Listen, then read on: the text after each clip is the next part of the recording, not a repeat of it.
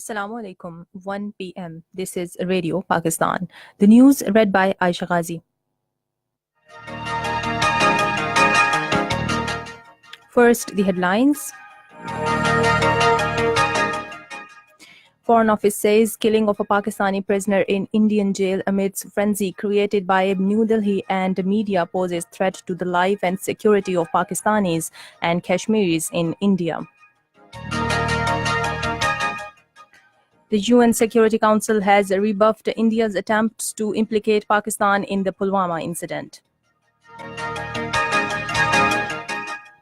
International Olympic Committee has suspended all sports events in India for its refusal to give visas to Pakistanis participating in shooting competition beginning in New Delhi tomorrow. United States has announced to keep only 200 troops in Syria. In Pakistan Super League, 2 matches are scheduled to be played in Sharjah today. And now the news in detail.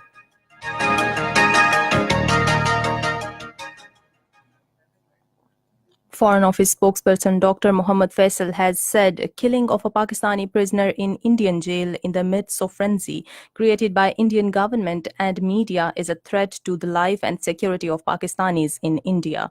In a tweet today, he said prisoners' killing is also threatening for Kashmiris in Indian-occupied Kashmir and in all over India. The UN Security Council has rebuffed India's intense attempts to implicate Pakistan in the condemnation statement regarding the Pulwama incident. Over the past 6 days, India was making intense efforts to push the Security Council members to name Pakistan in the statement, but Pakistani diplomats worked hard to block the move. The Security Council statement described the Pulwama incident as suicide bombing and not as a terrorist attack. The statement said the Council members reaffirm that terrorism in all its forms and manifestations constitutes one of the most serious threats to international peace and security.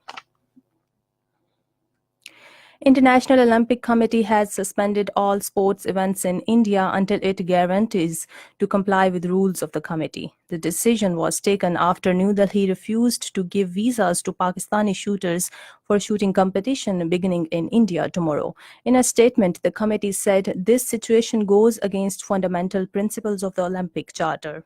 It said equal treatment must be guaranteed for all participating athletes and sporting delegations at international sports events without any form of discrimination or political interference from the host country.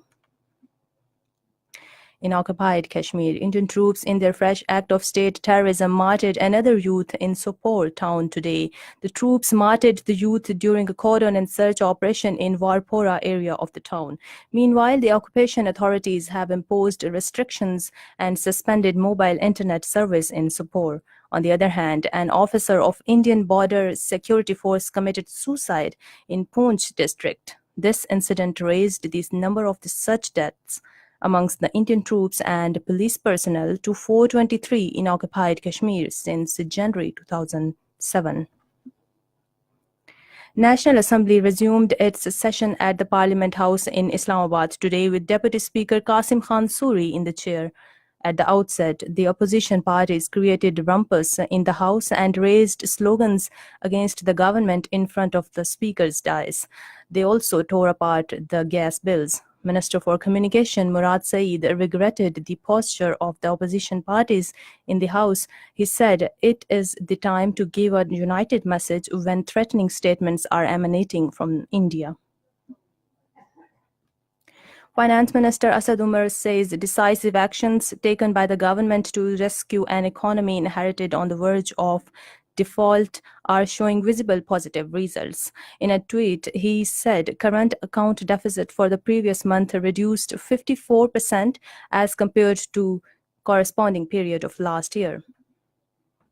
The 12th edition of 3-day Garment and Textile Machinery Exhibition, IGATEX Pakistan, will be held in Karachi from Tuesday.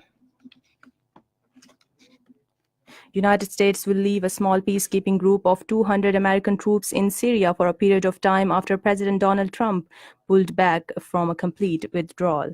In Pakistan Super League, 2 matches are scheduled to be played in Sharjah today. In the first match, Lahore Qalandars will take on Multan Sultans at 4:30 p.m., while in the second match, Islamabad United will face Peshawar Zalmi at 9 p.m.